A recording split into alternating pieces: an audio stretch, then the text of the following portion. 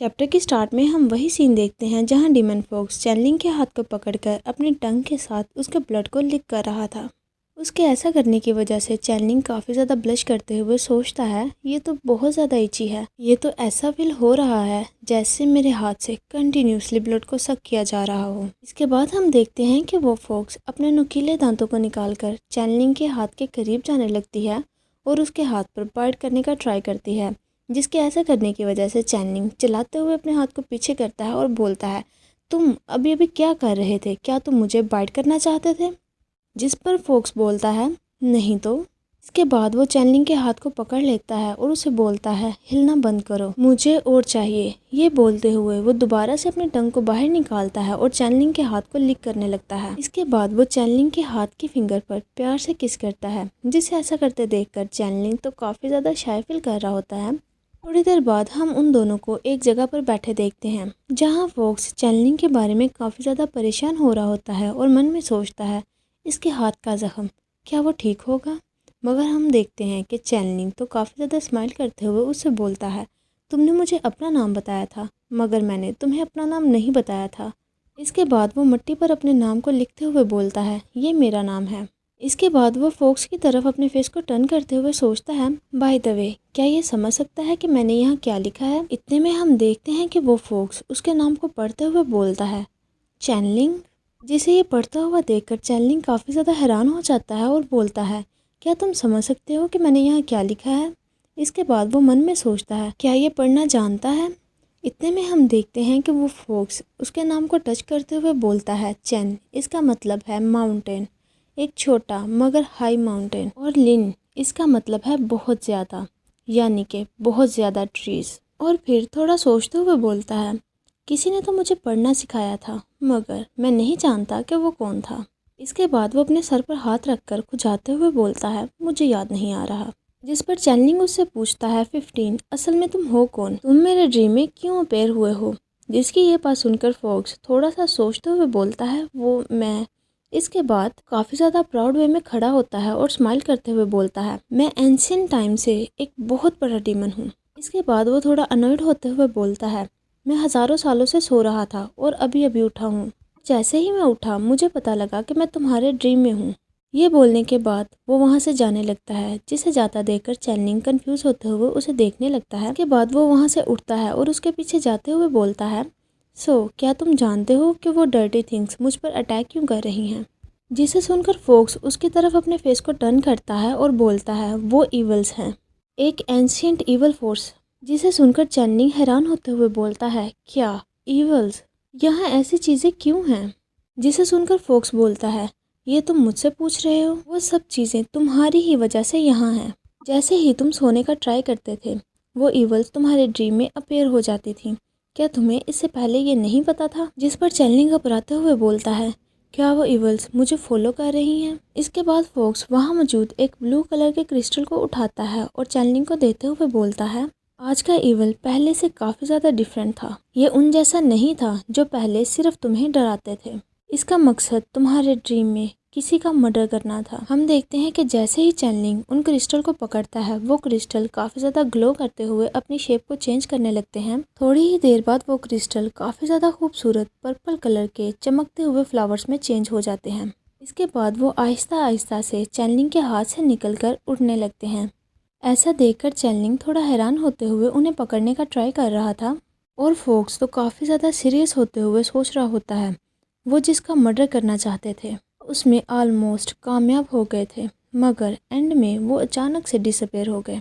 मगर एग्जैक्टली तुम करना क्या चाहते हो? इसके बाद वो अपने हाथ को देखते हुए सोचता है, मेरी ताकत अभी तक मुकम्मल तौर पर रिकवर नहीं हुई। अगर मैं काफ़ी लंबे वक्त से सोया ना होता तो। वो ये सोच ही रहा था कि चैनलिंग उसकी तरफ देखते हुए काफ़ी ज़्यादा क्यूरियोसिटी से पूछता है, वैसे तुम मुझे प्रोटेक्ट क्यों कर रहे थे? जिस पर फॉक्स कुछ सोचने लगता है और उसके करीब आते हुए उसके सर पर अपने हाथ को रखता है और स्माइल करते हुए बोलता है, मैंने तुम्हें प्रोटेक्ट नहीं किया। बाद वो अचानक से अपने फेस को फॉक्स के फेस में कन्वर्ट कर लेता है और उसे डराते हुए बोलता है, इतना ज़्यादा डिलीशियस ब्लड मुझे तुम्हारे अलावा कहाँ से मिल सकता है? ये बोलते हुए वो अपने मुंह को खोलता है और चैनलिंग को खाने के लिए आगे बढ़ने लगता है। जिसे ऐसा करते देखकर चैनलिंग काफ़ी ज़्यादा घबरा जाता है वो अचानक से बिल्कुल फ्रीज हो जाता है और सोचता है क्यों अचानक से मुझे सांस क्यों नहीं आ रही। इसके बाद वो अपनी आंखें बंद करके गिरने लगता है। हम देखते हैं कि फोक्स जल्दी से उसे कमर से पकड़ते हुए संभालता है और चिल्लाते हुए बोलता है, हे मैं तो बस तुम्हें डरा रहा था। क्या सभी ह्यूमंस इतने ही कमज़ोर होते हैं? हम देखते हैं कि चैनलिंग अभी भी थोड़ा सा अपने सेंस में होता है। उसे डीमन फोक्स का ब्लर सा फेस नज़र आ रहा होता है जो कि काफ़ी ज़ोर से चिल्लाते हुए उसका नाम पुकार रहा था।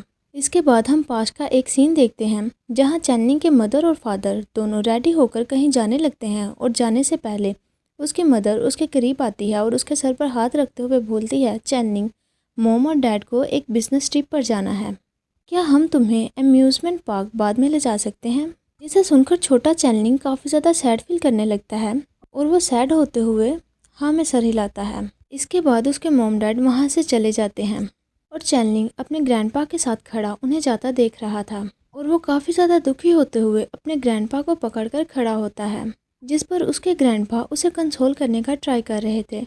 इसके बाद चैनलिंग अपने बारे में बताते हुए बोलता है, मॉम डैड के साथ रहना मेरे लिए काफ़ी ज़्यादा हैप्पी और शॉर्ट मेमोरीज थी। उनके जाने के बाद मैंने बहुत ज़्यादा इंतज़ार किया। इसके बाद हम देखते हैं कि चैनलिंग की बर्थडे का दिन होता है और वो अपने बर्थडे केक के सामने बैठकर काफ़ी देर तक उनका इंतज़ार करता है। काफ़ी ज़्यादा इंतज़ार करने के बाद वो सैड होते हुए अपने ग्रैंडपा से बोलता है, क्या मॉम एंड डैड आज भी वापस नहीं आने वाले। जिसकी ये बात सुनकर ग्रैंडपा उसके सर पर हाथ रखते हुए बोलते हैं, बेटा वो अपने काम में बहुत ज़्यादा बिजी हैं, इसीलिए वो नहीं आ सकते। इनकी ये बात सुनकर चैनलिंग अपने ग्रैंडपा के हाथ को पकड़ता है और स्माइल करते हुए बोलता है, इट्स ओके, मैं बहुत ज़्यादा खुश हूँ क्योंकि मेरे पास मेरे ग्रैंडपा और मेरा डॉग है। इसके बाद वो कैंडल्स को ब्लो करते हुए मन में विश करता है कि मेरी विश ये है कि मैं अपने नेक्स्ट बर्थडे पर अपने मॉम एंड डैड के साथ अम्यूज़मेंट पार्क जा सकूं। इसके बाद हम देखते हैं कि छोटा चैनलिंग एक ड्रीम देख रहा था जिसमें वो अपने मॉम एंड डैड के साथ एक अम्यूज़मेंट पार्क में होता है और वो तीनों काफ़ी ज़्यादा खुश लग रहे होते हैं। इसके बाद चैनलिंग एक झूले पर बैठता है। उसकी मॉम मोबाइल को निकालते हुए उसे बोलती है, चैनलिंग इधर देखो, और उसकी पिक्चर्स बनाने लगती है। इतने में हम देखते हैं कि वो झूला चलते हुए वहाँ से दूर जाने लगता है। आहिस्ता आहिस्ता से वो ड्रीम काफ़ी ज़्यादा डार्क हो जाता है। इतने डार्क माहौल को देखकर चैनलिंग घबराते हुए झूले से नीचे उतरता है और भागते हुए अपने मॉम डैड को बुलाने लगता है। हम देखते हैं कि जिस झूले पर वो बैठा हुआ था पहले तो वो काफ़ी अच्छा लग रहा था, मगर जैसे ही ड्रीम थोड़ा डार्क होता है उसकी हालत भी काफ़ी ज़्यादा बुरी लगने लगती है। हम देखते हैं कि चैनलिंग भागते भागते एक अजीब सी जगह पर पहुंच जाता है जहां उसके अलावा कोई भी नहीं था और वो रोते हुए अपने मॉम डैड को बुला रहा था। इसके बाद हम चैनलिंग को भागता हुआ देखते हैं जो भागते हुए सीढ़ियों से नीचे उतरता है और काफ़ी ज़्यादा ज़ोर से अपने ग्रैंडपा को बुलाने लगता है। वो अपने ग्रैंडपा को बुलाते हुए काफ़ी ज़्यादा रो रहा होता है। उसके ग्रैंडपा जब उसकी ऐसी हालत को देखते हैं तो वो काफ़ी ज़्यादा घबरा जाते हैं और जल्दी से उसके पास जाते हुए पूछते हैं, बेटा तुम्हें क्या हुआ। इस पर चैनलिंग काफ़ी ज़्यादा रोते हुए जवाब देता है, वो मैंने अपने ड्रीम में देखा कि मेरे पेरेंट्स खो चुके हैं। जिसकी ये बात सुनकर ग्रैंडपा भी परेशान हो जाते हैं। जिसके बाद चैनलिंग हमें बताता है, मुझे लगा था कि वो सिर्फ एक नॉर्मल सा ड्रीम है, मेरे मॉम एंड डैड सच में जा चुके थे। मैंने उन्हें अपने ड्रीम में काफ़ी ज़्यादा ढूंढने की कोशिश की मगर मैं कभी भी दोबारा उस अम्यूज़मेंट पार्क में नहीं जा सका। मैंने दोबारा कभी भी उन्हें अपने ड्रीम में नहीं देखा। इसके बाद हमें दिखाया जाता है कि चैनलिंग थोड़ा बड़ा हो गया है और वो अपने डॉग के साथ बैठा होता है और अभी भी वो अपने मॉम डैड का वेट कर रहा था। इसके बाद हम देखते हैं कि चैनलिंग अपने स्कूल के लिए जा रहा था। रास्ते में उसे किसी पर्सन की आवाज़ आती है जो कि बोल रहा था, ये किड इतना ज़्यादा सैड क्यों है। ये आवाज़ सुनकर चैनलिंग थोड़ा चौंक जाता है और वो आवाज़ की तरफ अपने फेस को टर्न करता है। वो देखता है कि एक अजीबोगरीब शख्स जिसके लंबे और सिल्वर बाल थे वो पेड़ के ऊपर बैठा हुआ था और वो उसी की तरफ देख रहा था। वो पर्सन चैनलिंग की तरफ देखते हुए स्माइल करता है मगर चैनलिंग तो अपने मन में सोच रहा था, सिल्वर हेयर्स, क्या इसने अभी भी कोई कॉस्ट्यूम पहना हुआ है, ये कितना ज़्यादा स्ट्रेंज पर्सन है। ये बात वो अचानक से वहाँ से मुड़ता है और उसे इग्नोर करते हुए जाने लगता है और मन में सोचता है, मैं इसे कोई अटेंशन नहीं देने वाला, क्या पता ये कोई किडनैपर ना हो।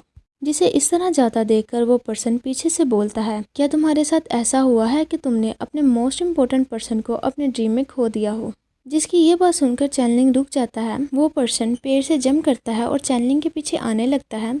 इसके बाद वो चैनलिंग के सामने आकर बैठ जाता है और उसे पकड़ते हुए बोलता है, तुम्हें फ़िक्र करने की ज़रूरत नहीं, जब तुम अपने ड्रीम में एक रेड बीस्ट से मिलोगे तो वो तुम्हें वहाँ वापस ले जाएगा, तुम्हारे ड्रीम में उसी अम्यूज़मेंट पार्क में तुम्हें वापस ले जाएगा। उस पर्सन की ये बात सुनकर चैनलिंग थोड़ा कंफ्यूज होते हुए सोचता है, एक रेड बीस्ट। इसके बाद हम देखते हैं कि डायू ज़ोर से उसके नाम को पुकार रहा था। चैनलिंग आहिस्ता से अपनी आइज़ को ओपन करता है।